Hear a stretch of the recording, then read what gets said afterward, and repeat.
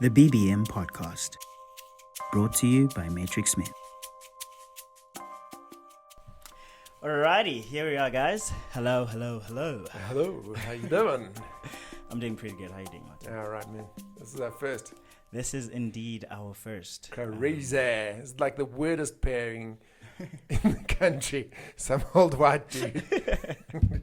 Anyway, it's going to work, bro. Anyway, we're here, we're doing it, and it's going to work. It's going to work. So welcome to the BBM Podcast. If you are listening, very, very warm welcome. And if you're watching, a very, very warm welcome. And thanks for tuning in. Indeed. Yeah. So I go by the name Hungani Ndlovu, and I am one of the directors at Matrixmen, and I'm with my co-host, Mr. Martin Pelders. Yes, thanks for that intro. I'm Martin.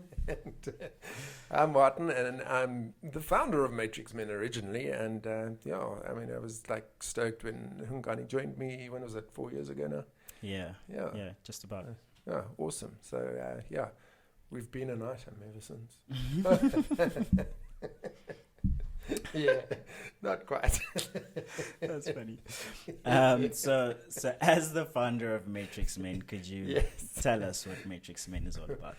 Well, originally, we started out, it was to help men that had been sexually abused as children. That was the original concept, and that's what I founded it on. Yeah. And we started support groups around the country. So, we're still trying to develop those. Yeah. You know, when I started out, I thought, I'm going to talk about this, and hundreds of guys are going to come out and get help, right. But that doesn't. Here we are 10 years later, and I think we got 30 guys in the groups around the country. Yeah. But it's cool. It's getting better. It's getting better. Yeah, definitely. It's happening. But then when Hungani joined us, then we kind of started changing things because we started looking at men that were physically abused in their relationships. And it just developed. And then one day you came up with a slogan, building better men. And that's what we want to do. Yeah. We want to build better men. So that's what it's about. Yeah, that I think is probably one of the greatest needs in our country. That's for sure, man. There's so much happening in this country. I mean, if we look at it, you look at the sexual violence in this country. Yeah. I mean, that's perpetrated. Men are the most violent. I'm not going to say that they the most in terms of perpetration. That's kind of my feelings on that. Yeah. But men are the most violent for sure, and violence is bred somewhere. Yeah. I don't think when we're growing up we don't go what do you want to be when you're older? Oh, well, I want to be a violent a-hole, and I want to beat up my girlfriend. Yeah, for sure. Nobody ever says that. Eh? Yeah. Or hey, I want to be an addict. Right. What I want to be when I grow up? I want to be an alcoholic. Yeah. That's so cool. And I think that's also part of the reasons why you were so keen on getting us to start a podcast so that we can talk about these things and be able to reach more people so that we can have conversation, and the BBM, obviously, well, not obviously, but you might have catched it. If you didn't, the BBM stands for the Building Better Men Podcast. And Building Better Men, that's our motto, that's our slogan, that's what we go by at Matrixmen. So that's our goal. Exactly. And that's what we're technically aiming to achieve with this podcast, which is just to help create conversation around topics that are, I'm putting inverted commas for those who are listening, that are taboo. So we can really unravel all this mystery, if I could say, about vulnerability and openness and all emotions and feelings and all those things. Tigers don't cry. So I'm really, really happy to be here and that we are kicking this off. It's really, really exciting. What would you say are some of the topics that we plan to cover? What would be your, I don't know, maybe you're really eager to cover kind of topic? Me? Yeah. Wow. Okay, so anger's an issue. Yeah. So I think we're in a very violent nation. It's been like that ever since I was a kid. I was around when the riots happened in 76. And there were so many kids exposed to that anger and that violence, and it's just sad, Yeah. So guys, for sure, I'm going to get emotional because when I think about what was happening, here I was a little white boy. I was 13, somewhere around there, and I'm cruising off to school on the bus. Yeah. And I read in the newspaper, riots in Soweto, and I'm going You know, it was only much later in life that I realized we were so isolated Right. from that. Yeah. You know, it was only much later I realized that it was kids my age that were going through this, you know, that were fighting for freedom, that were fighting for the rights to be educated in their own language, you know, which, by the way, is still not happening. Right. Right? But we're not going to do politics on this show. Yeah. No, that's one thing. Because if we did, we would never end. Yeah, no, let's not go there. Yeah, I mean, there's not. so much there. I mean, it's bad. I kind of of the opinion that if we can fix every individual human being, our politics would be so much better because we'd all just kind of understand each other. Yeah. You know? Yeah. And at understand each other like at a face value point. Like it's not, like it's nothing beyond that, regardless of your position in life, so to speak. You know, it'd just be like human to human. Exactly. I see you. Respect. Yeah. You know, common respect. Yeah. So yeah, anger is one of them. Then I'd like to talk about things like toxic masculinity. Yeah, for sure. You know, and I what like does how it your mean? voice just like went down. I had to sound really masculine then. You know what I mean? Well, that's exactly what we need to talk about. Yeah. So there's a lot of pressure put on us to be something. Yeah. You know, well, why don't you just be what you are? Exactly. I mean, come on, you know. I mean, these values that are placed on us that aren't ours. Right. You know, and it's like, to me, so it's important to find out who you are. Yeah. I mean, who is Hungani as a person, as an individual human being? Who's Martin as an individual? And a lot of the time, like, people place who they are based on what they do. Exactly. You know, and like it's actually beyond that. It's not about that. So I'm really keen to go into that one. So we do toxic masculinity, anger, relationships. Yep. Yeah. So that's pretty much what you can expect, amongst a lot of other things. So we will kind of have interviews with guests who are specialists who also kind of drive the message that we're trying to achieve.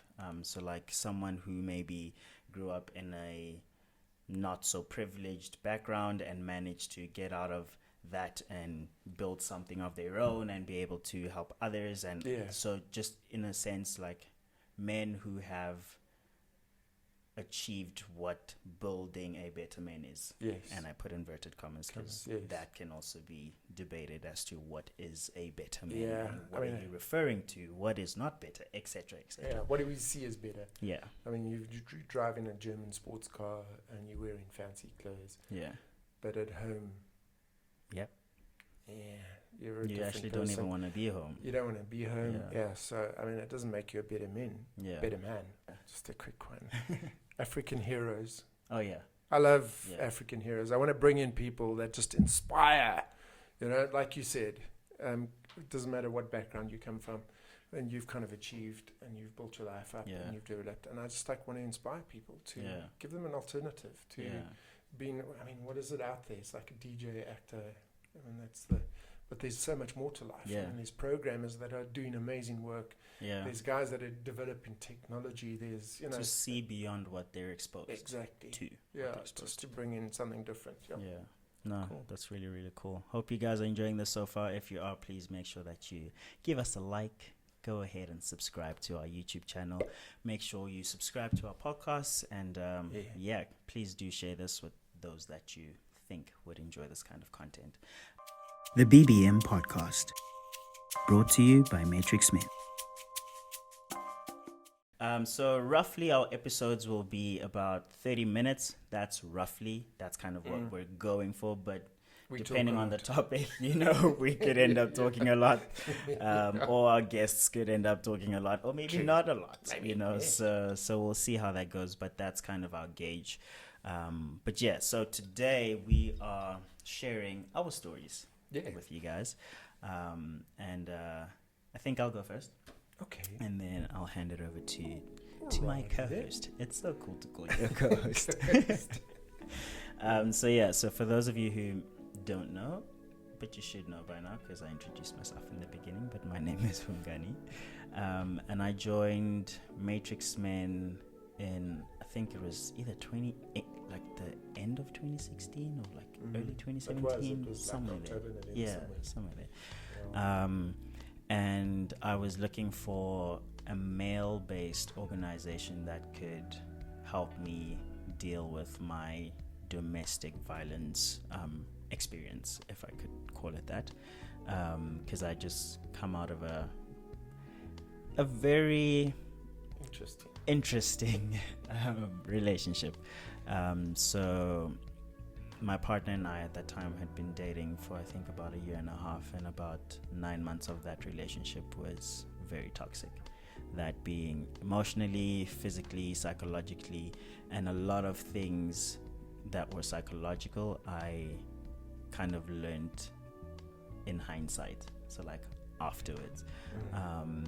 And it's so that was kind of my experience aside from high school. So I am on the younger side of life. So high school is not that long ago for me. Definitely compared to me. So in 76 I was not even a concept. Like were your folks married? No, they weren't actually. Okay. So they weren't. That's why we're the odd couple. Yeah. So in high school I was quite bullied. I was the shy kid who was just like really super quiet, and I was small. I mean, I'm still kind of small, but got bullied quite a lot, and that affected my self-esteem, my confidence, and a whole bunch of stuff. So going into an abusive relationship didn't help my progression as a young man. But finding Matrixmen was actually quite interesting, because like I joined with the aim of just like using my voice to raise awareness, and then like through that I started like getting challenged myself to kind of like actually seek my healing a lot more than just being a voice for other people or other men, other boys to kind of come out and get help and all that kind of stuff, whereas I was kind of hiding in the fact that like no, but I'm advising people to go get help, so like I'm doing good, but I actually needed to really get down and get some help, so fast forward a little bit, now I'm going through my journey of like just really unraveling a whole bunch of past things that I need to deal with. So when was it? I think about 3 months ago when I started my therapy sessions. So that's been quite a great journey, and it's been going really, really well, and now I understand like why when I would encourage someone to get help, the kind of like the way that they would respond back and like not really be keen on doing it. And before I didn't understand it because I hadn't really gone through the process, so like now I completely understand why someone would feel the way that they feel, or like I don't want to talk to a stranger about my issues, or I don't have any issues, I don't need to see someone, and all that kind of stuff. So that's kind of my story and how it's still journeying. I'm still in the story. I mean, you're constantly in the story, but my healing is still in progress, if I could put it that way. So when you see and hear us talk, sometimes there might be tears, a few, Just or many. We're not averse. I think we might need like a tissue paper sponsor. So if you guys are out there, please do. Get tissues on set. So that's my story. Bullying, lots of bullying, which affected my self-esteem and confidence, and domestic violence, which completely took me on another route in terms of how I viewed relationships and so forth. So You know what's interesting, Hungani, is like you're talking about healing, and so you're going through this healing journey, but healing never stops, eh? Right. It's like a constant. I mean, even when you're 60, you're still growing, you're still going through some form of therapy. You should be, you know what I mean? When you stagnate, you die. It's ridiculous. So life is a constant kind of evolving thing. And you grow and you learn and you develop. You should be developing on a daily basis, and you learn those things that are dysfunctional and, and get rid of them if you're brave enough. Otherwise you end up being those guys that sit in the pub from Friday night to to Sunday, they get paid on Friday, and then on Monday they're broke again because they've blown all their money on booze. And you don't want to be that guy. Yeah, you don't want to. Trust me. Not in a judgmental way, but just in a in a judgmental way. Looking way. Yeah. I was there. Yeah, but I mean, like like when I say not in a judgmental way, it's like almost like I see that and I see how bad it is, but I'm not judging because I don't know your journey, yes. You know, but I can understand and sympathize and push you to get help. Yes, you know? Yeah. You know what that saying that says, don't judge a man till you walked a mile in his shoes. Yeah. You know, we don't know people's stories. We don't know what's happened to them. And that's why it's like important for guys to talk about it, you know. And when we talk about our stories, we give other people permission to talk about their stories. And that's how I changed my life. Yeah. It was because I heard other people telling my story, in fact. How weird is that? I thought I was the only one. And you weren't. I wasn't. Yeah, I heard other men talking about it. Anyway, that's cool. Yeah. We'll get to that. So what is your story? What is my story? How many weeks have we got? I think we've got about 12 weeks maybe for your story.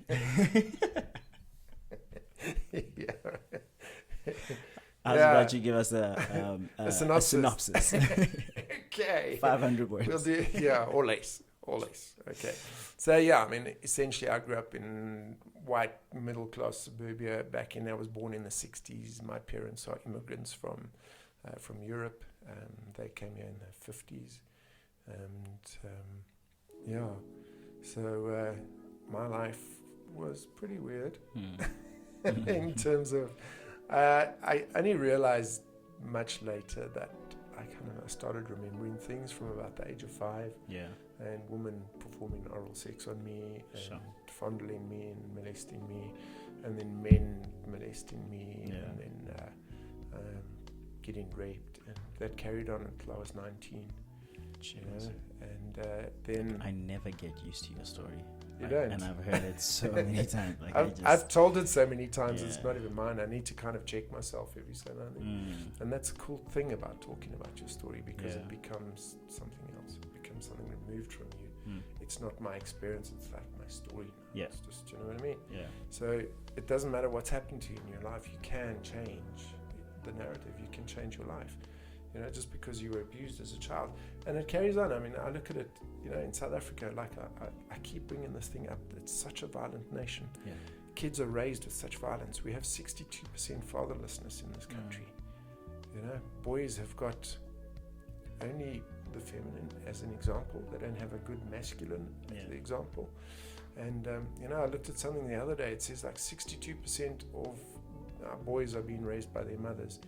80% of the boys, the teachers in schools, 80% of them are women. So the majority of a boy's life is influenced by women. Yeah. You know? So where's the problem? The problem is that they don't have a masculine influence. And that's what we're trying to achieve here. Yeah. Trying to put a more masculine option out there. Yeah. And talk to men. But anyway, back to my life. But let's talk about me now. Let's bring it back to you. Let's bring it back to me. It's always about me, you know. Oh, so boastful. Anyway, then finally at 19, I managed to. It was like we were conscripted into the military. So my 2 years, I was served in the Air Force. In the band, I managed to wangle my way into the band. I played saxophone. Yeah, and what was that like? I don't think I've ever asked you. What, the military? Yeah. It was awesome, actually. When I look back at it, I hated it whilst I was doing it. Yeah. I mean, I understood the guys that had to go and fight on the border. I mean, my brothers fought on the border, and they both came back very changed, very different. You know, my one brother, he just says to me when he gets really slammed, he goes like, have you ever killed a man? Oh, wow. So he lives with a lot of pain. Yeah. And again, I'm saying you don't need to. You know, right. when you talk about, you get the therapy, you get the help, you get that support. You can move past those things. You know, it's a difficult thing. You know, my other brother saw his best friend shot to death right next to him, so he came back very changed. Oh wow! And but I had a cool time. I wangled my way through, and I found the opportunity to get into the Air Force band, and I took it, and I went. You know. And I spent 2 years traveling around South Africa and Namibia and playing saxophone. And, oh wow! I got exposed to a lot of. So like, So when they would, I guess, go out and fight or whatever, engage with the other army or whatever the case is, where would you be stationed? Me? Yeah. At home in Pretoria. Oh, in the comfort of my barracks in Pretoria. So then you would just go out to go play? Yeah, you know what? It became incredibly real when we did like more and more funerals, you know? And because we were the Air Force, we weren't actually out there fighting. Okay, got you. But when the Air Force bases were hit and Air Force staff were killed in combat, we started doing those. And let me tell you, I was there 83, 84, 85, and I saw the changes happening then. I mean, I saw a lot more, we were doing a lot more funerals. Yeah. Okay. But I also saw that when I went in 83, I was a June intake. So in 83, I went in, and like within a day, we had like your hair cut off. I mean, I went in with a big fro. Yeah. I've got a better fro than you probably. I went in with a big fro. Yeah. And I came like a day later, and it was like shorn off. We were in our uniforms, in our boots, and that's it. By 85 January, the guys would come in, and you could see that the apartheid regime was running out of money, because the guys would come in and they'd be like a month, 2 months. Sometimes in the June intake in 85, I think they went through the whole of basic training without uniforms. Wow. And they had no rifles. They were running around with broomsticks, and we used to laugh at them, you know what I mean? But it was, now in hindsight, I look at it and I go like, oh, it was dying, you know. I mean, that whole, so the sanctions were kicking in and all that sort of stuff. But hey, I had a good time. I mean, the only thing was like once or twice we would go to the border and we'd fly back, but just like these planes packed with bodies. Yeah. You're just flying back with dead people. Jesus. Like, you know, and then you get back home and they're going like, only one person was killed on the border this month. And you go, oh God, I just flew back with like 50 bodies. Hectic. You know, and then you're thinking about those parents who lost their kids, and in a stupid war, it's like really dumb. Yeah. You know, so yeah. Sure. But yeah. So after the army, I came out and I got married. You know, I did that thing, and this is where society comes in and gives you these things. They say to you, listen, you know, you get married and you get your wife, your house, your car, your microwave, your TV, your and white a child, fence. and your little white picket fence, and life is going to be cool. And life wasn't cool for me. I was drinking heavily. I started drinking when I was 13. Wow. And the drinking was to numb the pain of all the stuff that was going on in my life. The suicide attempts, first time at 16, another 4 times when I was in my 20s. Tried to blow my brains out, and and it's all because of my childhood. It's all because of that past. And we'll talk about this. My favorite topic, adverse childhood experiences. We'll go through them through this podcast. So I then went on and I got married and I got the house with the white picket fence and the car and the TV and everything, and my life was still a mess, man. I was drinking more. Eventually we had a child and my life was a mess, and eventually I got divorced after 21 years of marriage. 3 days short of my 21st anniversary, I walked out. It was like, okay, I've had enough, done. And I left with nothing. That was 7 years ago. I started again, built up. But I realized something. How old was your daughter at that age? She was 13. Okay. Critical age. Yeah. Difficult time. And for girls, they need their daddies at 13. Kids need their daddies, man. It's, you know, all kids. It's not just all kids need their daddies, you know. If you're going to go out there and you're going to make kids, make sure you're part of their life. Stay in there. The whole time. And I got divorced, and eventually I started realizing, like you said, only after the fact, you start realizing that things were dysfunctional. You know, when I realized, my marriage was a sham. You know, we were trying. You know, we were young. We were both broken, and we were just trying our best, but we just didn't know how to fix it. Why? Because nobody talks about these things. You know, and I mean, it was because of the Oprah Winfrey shows, of all things. You know, I mean, which real man watches Oprah Winfrey? Not me, dude. Well, technically, but it saved my life. I mean, she had a show on with it was called The 200 Men. It was what's that guy's name? Tyler Perry. That dude.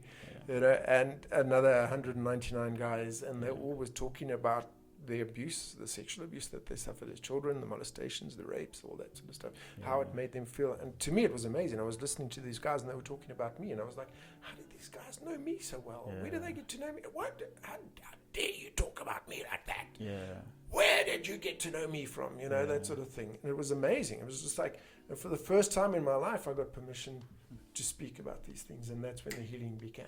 You know, so you, all your life, you live as a victim until you get to that point where you start talking about it. Yeah. Then you become a survivor, and then hopefully you grow through that, through therapy and everything, and then you become victorious. You become a conqueror, a warrior. You know, and not everybody has to be a warrior. And what do you think about like that whole terminology, like victim versus survivor? Because like I've encountered people who don't want to like use the word victim, whether it's victim of sexual abuse or whatever the case is. Yeah. Like, no, don't call people victims. Just call them survivors of that abuse. Like what's your take? You know on what? that? No, you're a victim until you make the decision to change your life. And I'm going to talk about this a lot. Yeah. Like you get to a point in your life where there's a fork in the road. The one goes on, continue as I am, and the other one is grow. And it's always your choice. You know what I mean? And if you make the choice to just continue on in life, the way that you've been dysfunctional and everything as you've been for the last 5 years, well, that's your choice. You know what I mean? But you get guys that, I mean, and I've seen it so many times, guys come in and they keep talking about what happened to them. But it's not in a way that they want to heal. It's just they're looking for the sympathy. Yeah. And they love being victims because they get that, oh, shame, I feel, you know, when I tell my story and people go, oh, I'm sorry, I'm going like, don't be sorry. You know what, it happened, it's in the past, it's done. It turned me into the man I am today. Yeah. You know what, and hopefully I'm using that experience to change other guys' lives. Right. Hopefully. Right. You know? The BBM Podcast. Brought to you by Matrixmen. So basically that's our stories, and that's where we're coming from as the, I guess, directors and founder of Matrixmen. So if you guys resonate or relate with any of what we're talking about, or anything that we will talk about, by now you probably know what we deal with. Please don't hesitate to contact us, or to share our details with someone who you think might need some help. So please definitely spread the message. So or it's Men's Month. Sorry, yeah. Or if they have a topic that they want us to talk about. Yeah, for sure, definitely. Or look into. Yeah, that's you can email us, you can comment in the comment section, and we'll definitely look into other topics for sure.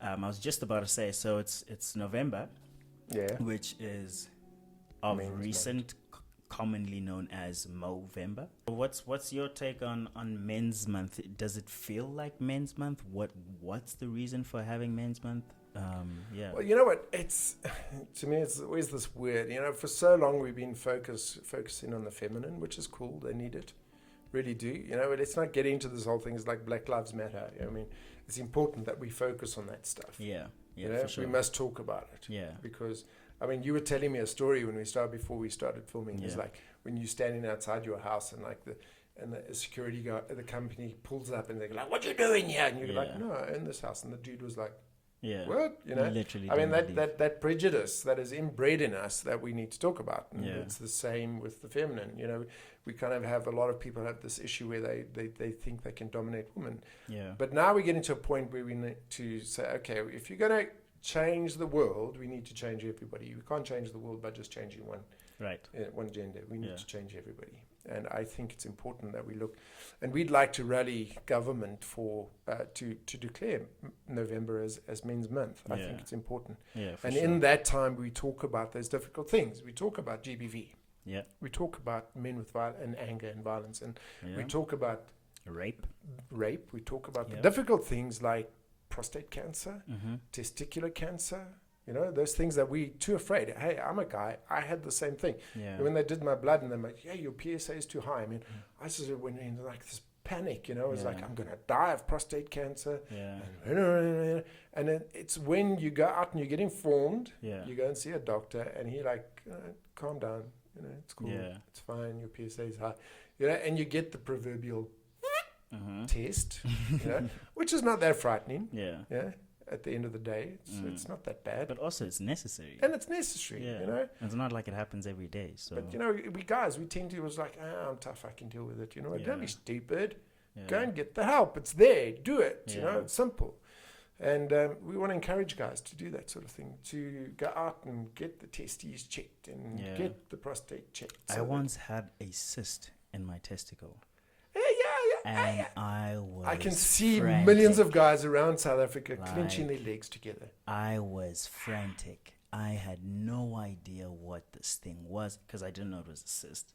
But I felt it because I regularly check just out of I guess, knowledge. Makes sense. You know? Yes. So I felt this like little lumpy thing and I'm like, oh my gosh. I've got cancer. Like, this is it. Like, Yes. and this is like a few years back. And I was like, I'm going to be the youngest person to die from this. Is like, I was, we always think the worst. It was bad. Yeah. And I eventually went We don't go like in little increments. We go Oh, like no, from there to there. Like, We're like, I'm gonna die. Like, I'm Guinness World Book of Records. I was the first, like... It was bad. Yeah. Finally went to this place, got it checked out with the whole ultrasound stuff and all of that, and they did some blood tests as well. And then the guy's like, "Oh, you don't need to worry. It's just a cyst. It will probably like disappear after a week or so. Just have this. It might help." And literally in a week or so, it was gone. And I went back for another test like about a month or two later because I was just like, maybe it's in my mind that it's gone, but it's still there somewhere and it's hiding. And then checked it out and it really was gone. And I haven't had anything since then. But like just knowing that you can get these things checked and it will ease your mind. Yeah. Because like eventually you'll brew this thing into a cancer or whatever because you keep thinking that it is, you know. Exactly. So that's an interesting point. Yeah. Yeah. I mean, because you keep thinking it, you can actually develop that disease. Oh, yeah. And that's proven. I mean, that's scientifically proven that you can do that through stress and worry. And very powerful. you know what I mean? I mean, it's they always say that the thing you fear most will be the thing that comes to you to hit you. You know what I mean? And it's that because you stress about it so much that you actually manifest that disease in your body. It's crazy what the mind can do. Eh? But I think that kind of brings us to our first ep, just a little, I guess, taste of where we're heading. And for you guys to get to know us, your hosts. The BBM Podcast, brought to you by Matrixmen. Hey guys, thank you once again for tuning in to the BBM Podcast, brought to you by Matrixmen. If you enjoy our content, if you like what we're doing, please make sure that you give us a thumbs up on our social media platforms, even on this video if you're watching on YouTube, and definitely on the podcast if you're listening. And make sure that you share it with your friends and your family. You never know who might need this. And of course, subscribe to our channels, so that you don't miss an update. But also please comment, so that we can engage with you guys and let's conversate and just kind of create more conversation around what we're talking about. We really, really appreciate you all. And until next time, this is the BBM Podcast, brought to you by Matrixmen. I really like saying that. Cheers, guys. The BBM Podcast, brought to you by Matrixmen.